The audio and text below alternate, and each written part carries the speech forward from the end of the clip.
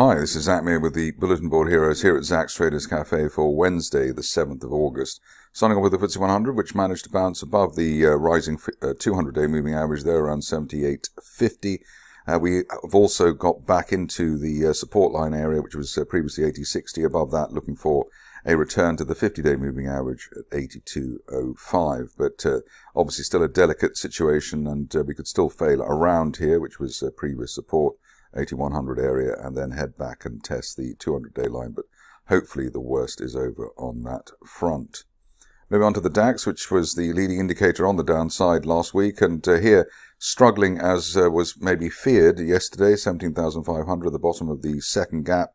We need an end-of-day close above that to negate the breakdown here, but otherwise at the moment it looks like we've got a bear trap rebound from below the 200-day moving average at 17,400. So ideally we rise from here and at least head back to that broken support line there at 17,900 or so over the next few sessions. RSI bounced off the 30 level. The last time I did that was obviously in October, November, and we had a nice rally after that.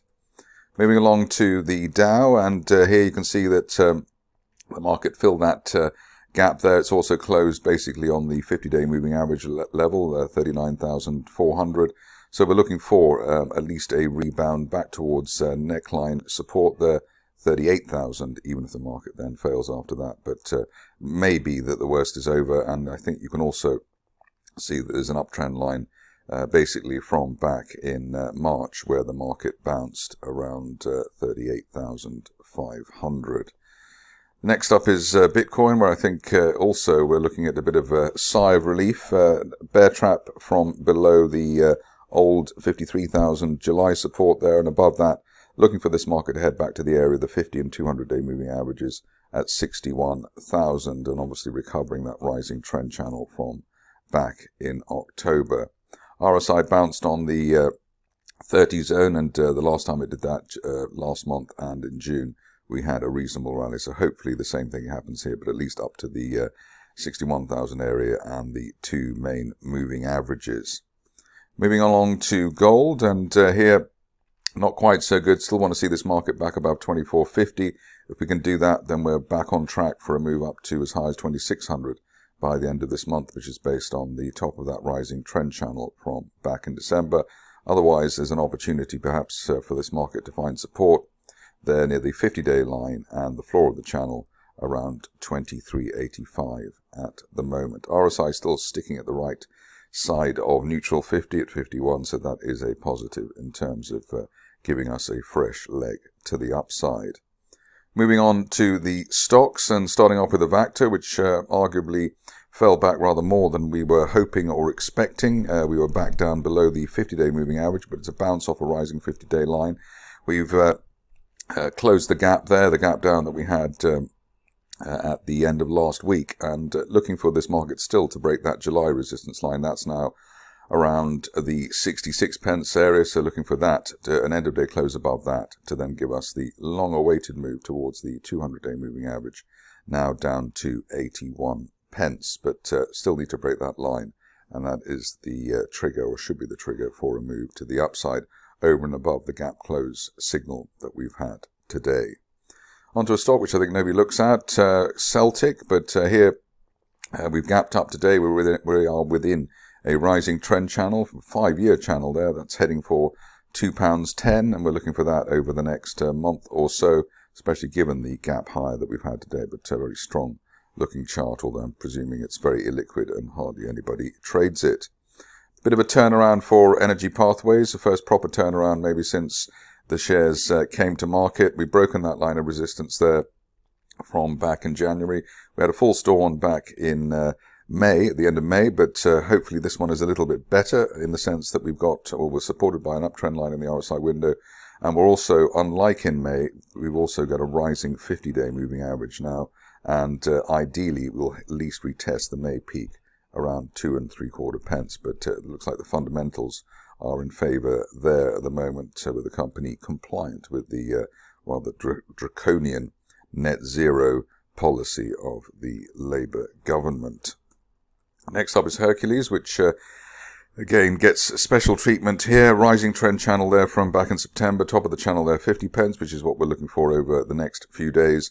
And then the upper parallel of that rising trend channel heading for as high as 62 pence, perhaps as soon as the end of next month. Overall, we've got a saucer-shaped turnaround here, and there isn't too much resistance, I think, really between the upper 40s and the mid-60s on that chart.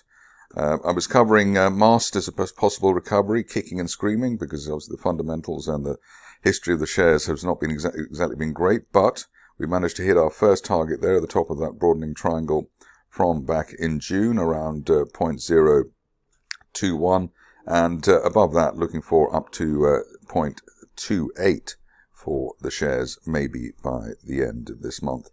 We've got a gap higher above a rising 50-day moving average that does suggest there is a bit of gas in the tank here.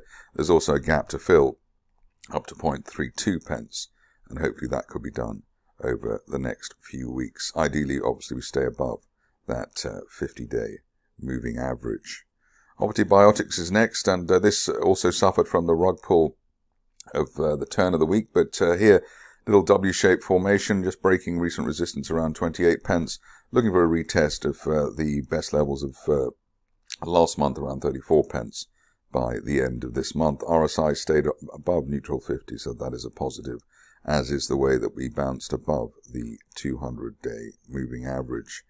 Petro is next. I know it's got many fans, and what's interesting here is that we've gone back into that range really between 2.5 pence and 4.5 pence, and still looking for 4.5 pence maybe over the next month or two. There is a line of resistance as I'm drawing it now, so maybe if you're cautious, you wait for that to be broken around 2.8 pence on an end of day or end of week basis before assuming that the shares are now capable of heading up to the top of that range at 4.5 pence, and obviously we want to see the shares stay above 2.5 pence in the interim.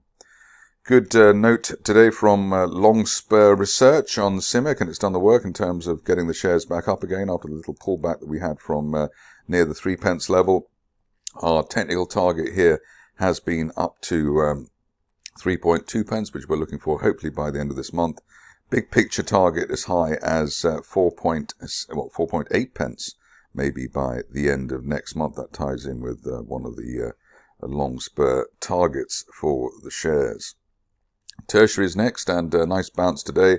You can see that we've gapped up off the floor, the notional floor of a rising trend channel there from back in September, and the longer we can stay above that floor there at 0.09, the greater the chance of a move up to 0.18, maybe by the end of next month, but the share's taking a bit of time to get off the ground there. Tower Resources is next, and here you can see that we've broken the middle of a W-shaped reversal neckline resistance there at 0.014, and above that we're looking for as much as 0.021 by the end of this month. Maybe we have to leave it till the end of next month, but obviously the 200-day line there around 0.02.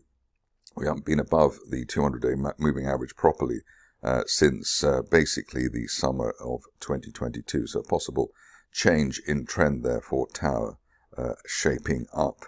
Finishing off with UKOG, which managed to deliver a surprise placing, a surprise to some, I suppose. Here you can see that we're still hanging around the placing price, which is interesting. Maybe have to allow down to 0.05 here, but while we're above the 0.05 area, we still have a chance of retesting the 200-day moving average at just under 0.12 over the next month or so. The key here, I suppose, is getting back above the floor of that gap there at 0.07. That's it for me today. More updates tomorrow.